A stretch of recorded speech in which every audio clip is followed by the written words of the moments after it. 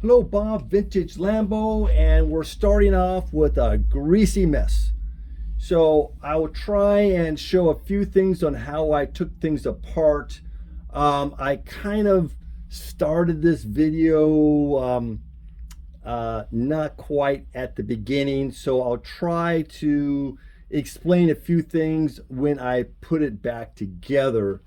So, but you have a special tool like this guy here, and it has a left and right thread on it.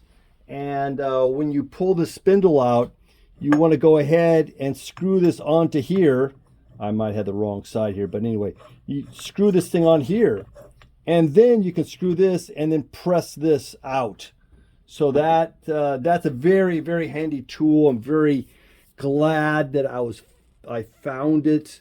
I was speaking with Jack Robbins, who used to work for Bob Estes, and he was the West Coast Lamborghini dealer. So it was so great to meet him, and he's fascinating to hear all the stories, but he had some of these tools, so I was able to buy some tools from him. So that is so good. I was so happy when I was able to get a tool like that. Okay, so lower ball joints, and I've got an upper one, the same as the rear. So there's 4 of these on the car. So that's the upper ball joint right there. The bearings, couple bearings, you've seen this before. It's almost a duplicate of the rear on how the bearings are kind of set up. So please like and subscribe, and let me try and splice a few things together to make sense out of this video. All right, we're working on the front now, which is just sort of a little bit smaller version of the rear. Just for example, same ring that we have, and this is the rear tool and this is the front tool. So you can see the dramatic difference there, but the whole concept is the same. Now you can see this piece, I'm using it also. The bolt pattern is different, so this is drilled for the front and the rear, so I can utilize the same part tool. So you can see typical taking them off and whatnot. There's a bearing inside here. I'm a little bit late in the game on starting up this video, but essentially there's a special tool you screw on, and then you can press out the actual spindle out of it. So right now we're going to work on this. So as you know, from looking at the rear, we have this little guy here. You got to clean things off so that you can find this, so that you don't try and take this ring off without taking this. So essentially, this probably has a little point on it that fits into this collar. So you have it right here. Okay, so that's the first thing you do, and then you're going to put this tool on. I've got to put this up into my vise. That's the whole reason for this. I had to stabilize this so that I can take it off. So we'll get back a little bit later. Okay, so what we have here is these locating slots right here.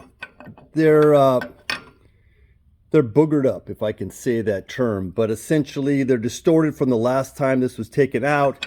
So when I try and put the tool on, it doesn't want to fit right. It's got to be wobbly. So I need to go ahead, put this on the mill, and then we're gonna then come back and try it again. But you got to get the tool to fit on as best as possible. Otherwise, you're going to have a major problem. You don't want to break a tool. You don't want to, this doesn't want to cooperate. You don't want to damage it further. All right, doing some cleanup here, and actually going a little bit deeper than the factory setup. Now the tool was The length was about, going into the hole was 325, and the actual depth of the hole was 2.8. So I'm taking it all the way down about 330, and that way I can get the tool completely in to try my best to get this out. Going to press the outer bearing out first, and let's see, it was in there really hard. I've already given this a pretty good thing with 2 hands on the handle, so I think now I can kind of do it one-handed, maybe, yeah, and it'll start coming down. Hopefully this aluminum that I chose is long enough. All right, I think that's gonna do it. Sorry about that. I was kind of running out of hands again. The usual. So we can see the bearings coming out pretty good. So that's really a good step in the right direction. Okay, so now we have this outer bearing, and then we have this center collar to take out.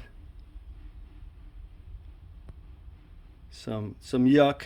Then I'm going to flip this. I'm going to take then the large bearing out. Okay, I've got a aluminum piece inside there and then this steel I'm just doing as an extension. Press the bearing out. It's going into a bucket with some rags in it for a soft landing, I'm hoping. Let's see how this bearing is when I get it out. Chances are it'll be replaced, but we want to just be as concerned about, we want to be right smack dab in the middle is what we want. But we want to, we don't want to destroy anything just because it's quicker.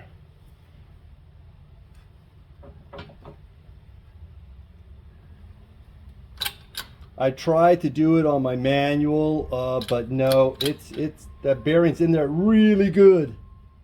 That's another reason it's probably gonna need to be replaced. So let's see what happens here.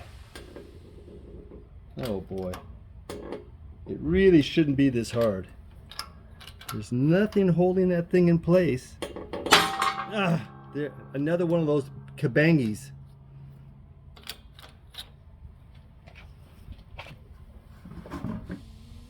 Let me just feel the top here. And all right, slowly. It just wanted to jerk around a little bit there. It is just does not want to come out well. I think there's a little corrosion going on also. Just guessing. But it's been in there for many years. Let me just check it out a little bit further here. A couple more kabangis maybe, huh? Oh, that's a better one. Oh, that's better. All right. Woo. It's just a situation that it's old. Whoop. Kaboink. Safe and sound in my padded drop box. So here's the old bearing. So we'll check everything out, but we have it apart. Fantastic.